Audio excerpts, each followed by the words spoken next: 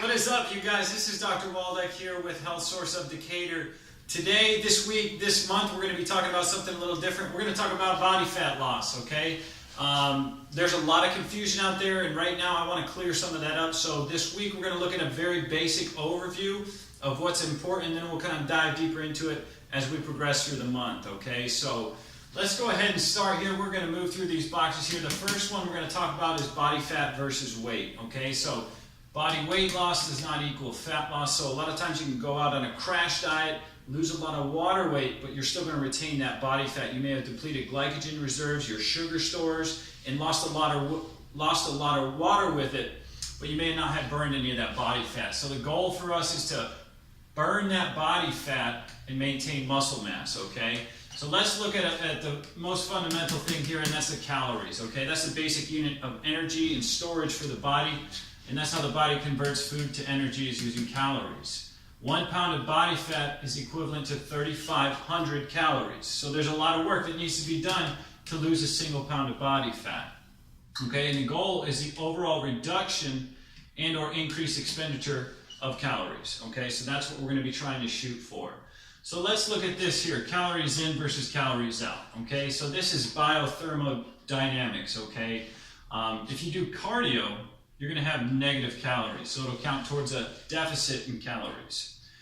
Typically, most healthcare providers state that 1 to 2 pounds of weight loss per week is an acceptable weight loss. You don't want to crash diet and go more than that, and you don't want to take forever to do it, otherwise you'll give up and lose hope, okay? So in order to reach a pound a week of fat loss, we need a 500 calorie deficit per day. 500 times 7 equals that 1 pound, that 3,500.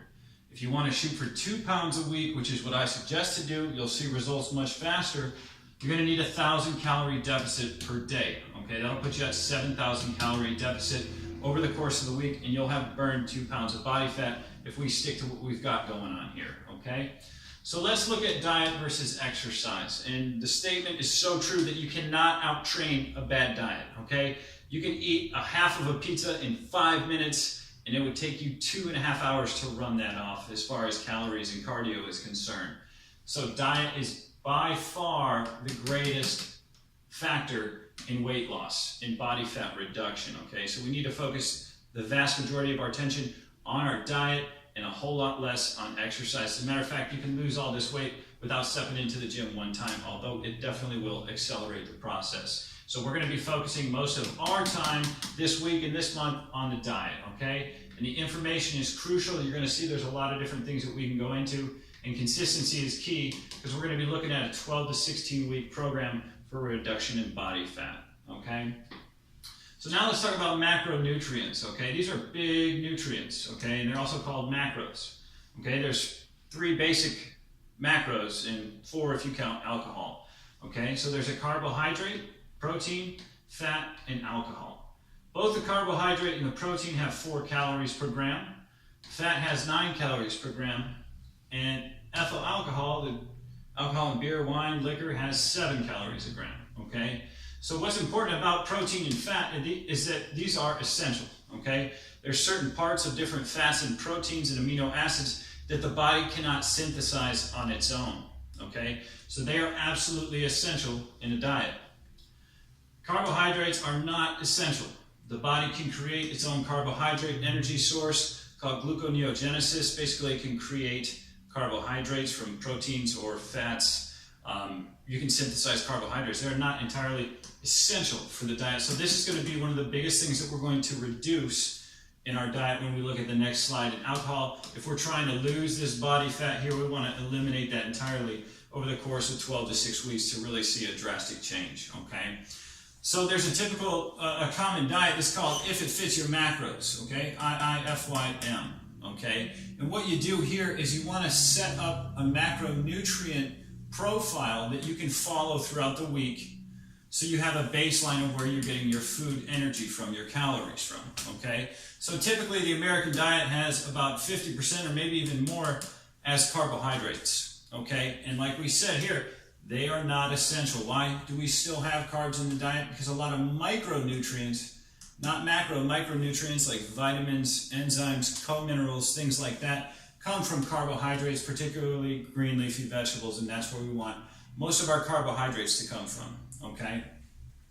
So an example is if you're on a 2,000 calorie a day diet, okay, say your baseline calorie expenditure is 2,500 calories, you want to lose a pound a week, so we're going to knock down to 2,000 calories a day. An example breakdown could look like this: 20% carbohydrates, 40% protein, and 40% fat.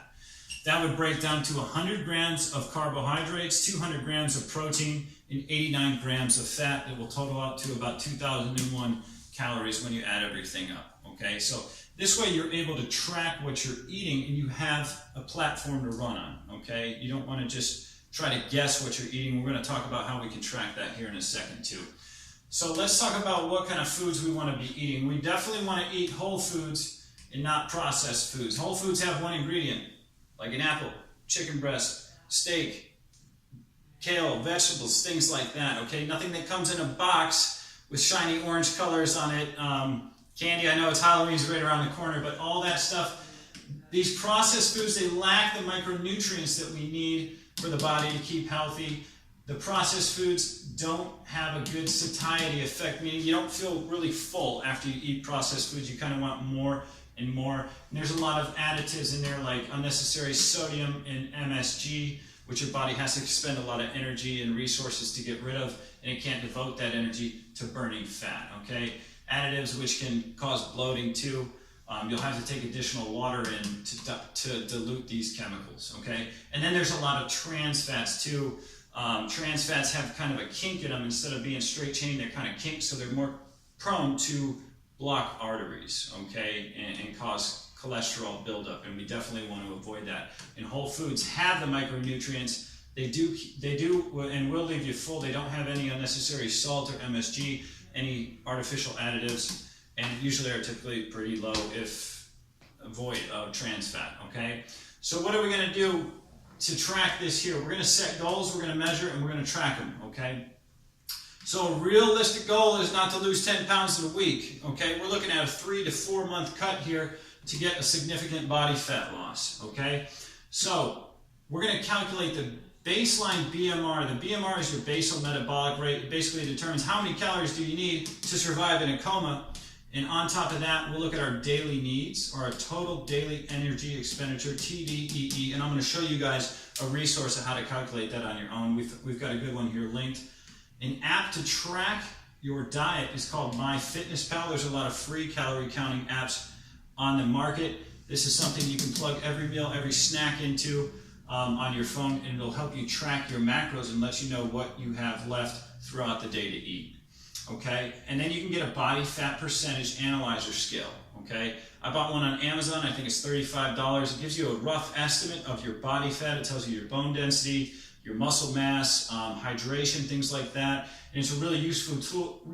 Although it's an estimate, it's going to show you a trend that you can actually see your body fat start to reduce as you get on this scale every single day. Okay, and you want to track your body fat on that scale every day at the same time. Typically the first thing in the morning, right when you wake up, jump on this scale. It syncs to your phone, okay? It uses Bluetooth, syncs to your phone, and then take a weekly average, because you may go up and down throughout the days, but if you take a 7-day weekly average, you should see a decline in body fat percentage and overall body weight as well, okay?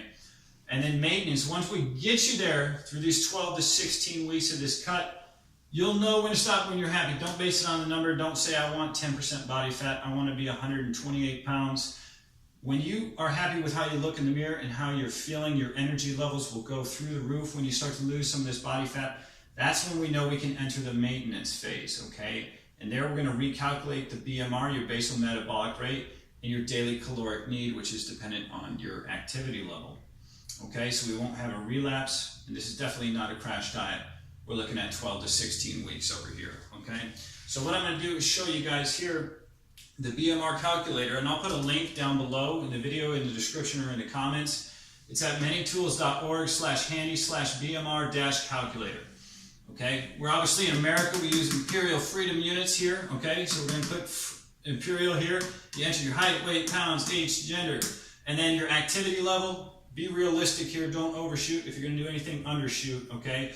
And this will give you your basal metabolic rate here, but this is the number that we need to look at here, okay? Your total daily calorie needs, mine are right about 3,000 here, okay? So if I wanted to lose 1 pound a week, I would drop this number down to around 2,500 calories per day. If I wanted to lose 2 pounds a week, this would drop down to about 2,000 calories per day. Okay, so that's where we know what number to follow, and once you reach that maintenance level, you recalculate your information here, and you can maintain this, so you don't always have to be in a cutting phase, okay? And the other thing I want to show you guys is this MyFitnessPal. This is what the app looks like. You can get it for free on Google Play, probably the Windows Store, and definitely on the iPhone as well. But basically what you do is it has breakfast, lunch, and dinner, and you can add your meals in there. It tracks calories. It has a barcode scanner, so if you do get a packaged food, you can scan the barcode, like a Coca-Cola, which you shouldn't be drinking, by the way. You can scan that in there. It'll put the macros in there for you, so it'll help you keep on track with your macronutrients, and it'll tell you your remaining calories, and it can also, you can add calories, negative calories to cardiovascular activity and that kind of stuff. So you can set a goal, you enter your food for the day, your exercise, that's your net, and it'll show you your remaining calories there, okay? And it also breaks down the macronutrients, which is really cool too, so you can see if you're following in that range here. So that's going to be it for part 1 of this body fat loss series, guys. If you have any comments, of course, please leave them below. We'll respond to all those, any questions, as well as ideas and suggestions for future topics. Please let us know. You can leave a comment down below. You can give us a call in the office at 822-1010, or you can visit us at healthsourcechiro.com. And next week we're going to be talking about hormones that regulate body fat loss and muscle growth, and that is very, very important. So you're going to want to come back and see us next week. And if you like this video, please give it a thumbs up and share if you think anyone else would benefit from this information. And we'll look forward to seeing you guys next week. Thank you.